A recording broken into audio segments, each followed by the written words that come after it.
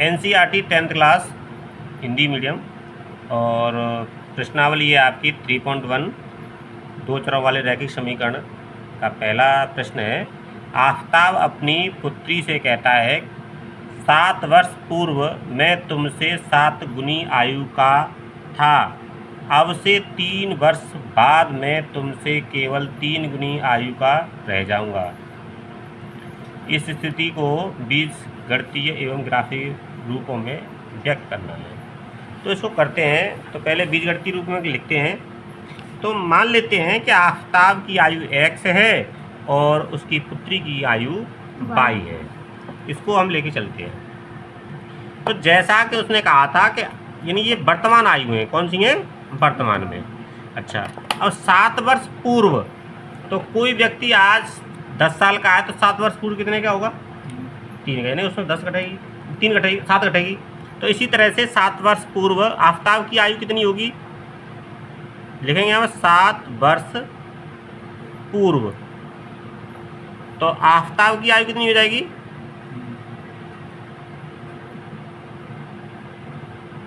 तो x में से 7 घटा दो, पुत्री की आयु कितनी हो जाएगी?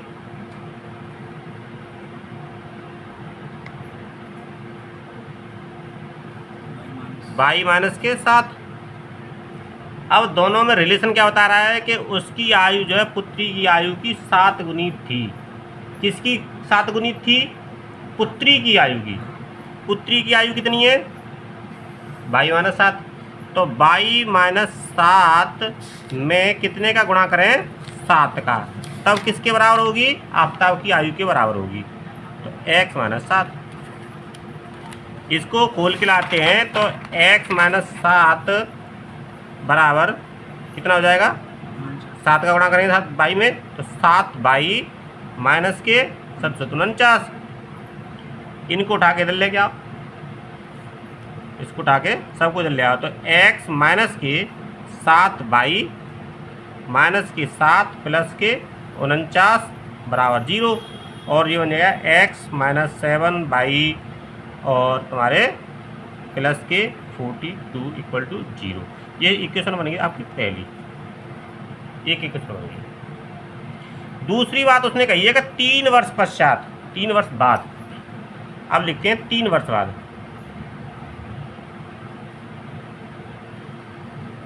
आफताब की आयु कितनी रह जाएगी? x plus 3।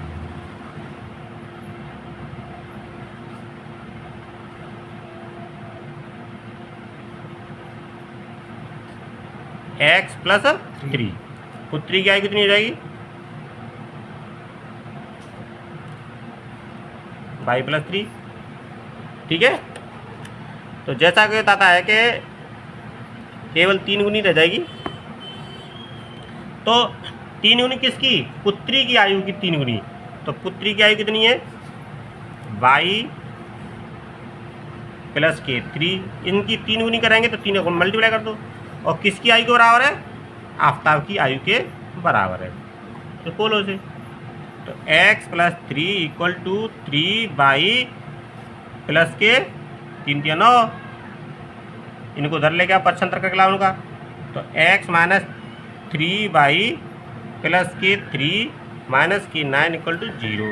और x minus 3 by minus 6 equal to 0। इक्कीस नंबर हो गया 2। तो दो तुम्हारे बीजीय समीकरण बन के आ गए रैखिक समीकरण।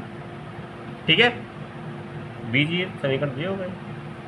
अच्छा जी, अब इससे आगे अब बनाते हैं ग्राफीय। उसको ग्राफीय पर नोट करते हैं। तो 2 समीकरण बन गए तुम्हारे। एक बन गया x माइनस 7 बाई प्लस के 42 इक्वल टू 0। और दूसरा बन के आया x minus 3 by minus 6 equal to 0। ये 2 हमारे बीजीय समीकरण बन गए। ये बीजीय रूप में निरूपण करना है तो इस तरह से करते हैं। और ग्राफ के लिए अभी ग्राफ पेपर में बताएंगे।